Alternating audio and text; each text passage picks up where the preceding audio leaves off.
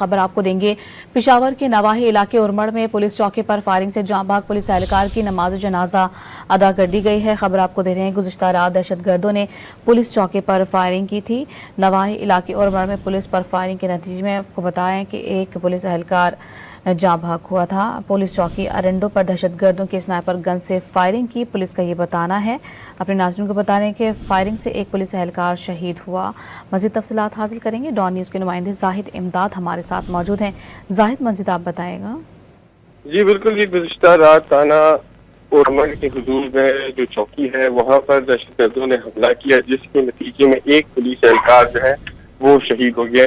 ताहम जवाबी कार्रवाई से दहशतगर्द जो है वो फरार हो गए हैं। पुलिस शहीद जो पुलिस एहलकार है उसकी नमाज जनाजा पुलिस लाइन में अदा कर दी गई है, जिसमें पुलिस हुकाम सिटी पेशावर दीगर पुलिस हुकाम शरीक हुए। जी बहुत शुक्रिया जाहिद, तफसीलात से आगाह करने के लिए।